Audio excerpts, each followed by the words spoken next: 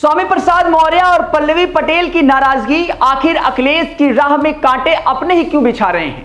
यह सवाल इसलिए क्योंकि उत्तर प्रदेश में दो बड़े सपा के नेता खुद सपा की खिलाफत करते हुए नजर आ रहे हैं। उत्तर प्रदेश के सिराथू से विधायक पल्लवी पटेल नाराज है। अखिलेश यादव जिस पीडीए यानी पिछड़ा दलित अल्पसंख्यक वोट बैंक के सहारे लोकसभा चुनाव की तैयारी और बैतरणी पार करने की कोशिश में है, उसी पर सवाल खड़े हो रहे हैं। उनका आक्रोश बच्चन रंजन यानी जया बच्चन और आलोक रंजन पर भड़का हुआ है। सवाल कर रही हैं कि राज्यसभा चुनाव के उम्मीदवारों में पीडीए कहां है। वहीं राजनीति के माहिर खिलाड़ी स्वामी प्रसाद मौर्य का आक्रोश भी सामने आया है। स्वामी प्रसाद मौर्य समाजवादी पार्टी के राष्ट्रीय महासचिव हैं और इसके बाद भी उनके विवादित बयानों से हमेशा पार्टी किनारा करती रही है। ऐसे में सवाल कर रहे हैं कि दलित पिछड़ों को जोड़ने के लिए वे जिस प्रकार की रणनीति पर काम कर रहे हैं, उस पर सवाल खड़े हो रहे हैं। वहीं राज्यसभा चुनाव के समय में उनके इस्तीफे को भी इससे जोड़कर देखा जा रहा है। दरअसल स्वामी प्रसाद मौर्य को राज्यसभा चुनाव के उम्मीदवार के नामांकन के दौरान नहीं देखा गया और इसके बाद से ही सवाल खड़े हो गए कि कहीं वो नाराज तो नहीं है। भारतीय जनता पार्टी ने यूपी में 10 सीटों पर राज्यसभा चुनाव के लिए 7 सीटों पर उम्मीदवारों की घोषणा की थी। हालांकि समाजवादी पार्टी के उम्मीदवारों की घोषणा नहीं हुई और सूत्रों के हवाले से यह खबर आई कि 3 उम्मीदवारों के नाम का चयन कर लिया गया है। सोमवार को इस प्रकार की सुगबुगाहट हुई। पार्टी के सीनियर नेताओं की ओर से उम्मीद की जा रही थी कि केंद्रीय नेतृत्व की ओर से उन्हें कोई जानकारी दी जाएगी, लेकिन मीडिया के 3 उम्मीदवारों के नाम सामने आने के अगले ही दिन अखिलेश यादव, शिवपाल यादव के नेतृत्व में जया बच्चन, आलोक रंजन और रामजी लाल सुमन ने निर्वाची अधिकारी कार्यालय पहुंचकर नामांकन दाखिल कर दिया। इस प्रकार की कार्रवाई के बाद 2 बड़ी राजनीतिक घटनाएं घटी। पहली घटना, अखिलेश यादव के करीबी माने जा रहे स्वामी प्रसाद मौर्य ने राष्ट्रीय महासचिव पद से इस्तीफा दे दिया और इसके बाद पल्लवी पटेल का बागी रूप सामने आया।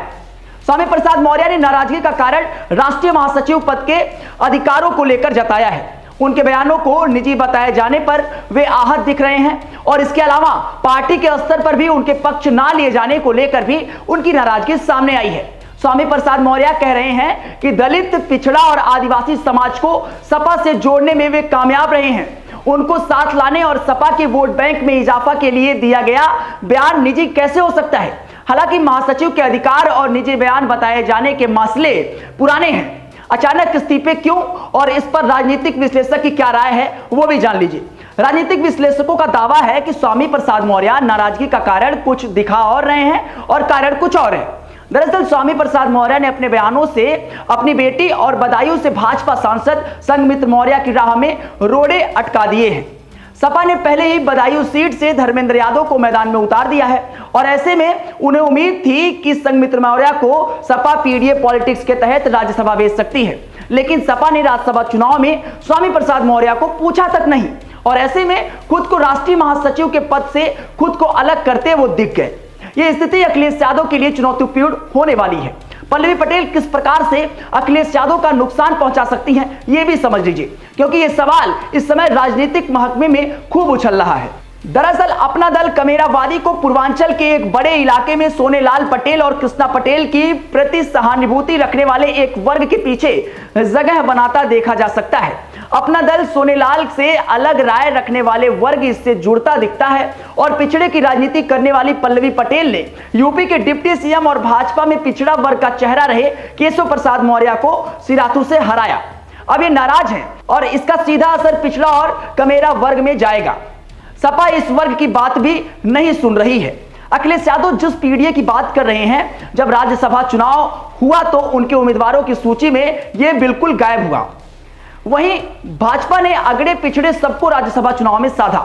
ऐसे में भले ही पल्लवी पटेल अपने स्तर से सपा को बड़े डेंट ना दे, लेकिन वो पार्टी के भीतर बगावत की आवाज शुरू कर दी है। मुलायम सिंह यादव के निधन के बाद अखिलेश यादव को अपने दम पर लोकसभा चुनाव 2024 में उतरना है। पिछले 2 लोकसभा चुनाव में पार्टी 5 सीटों पर अटकी है और इस बार कांग्रेस और बसपा की कमजोरी उजागर होने के बाद भी सपा अपनी स्थिति और समीकरण को अपने नेताओं के बीच ही स्थापित करने में कामयाब नहीं हो पा रही है। ऐसे में मुश्किलें कम नहीं हो पा रही हैं।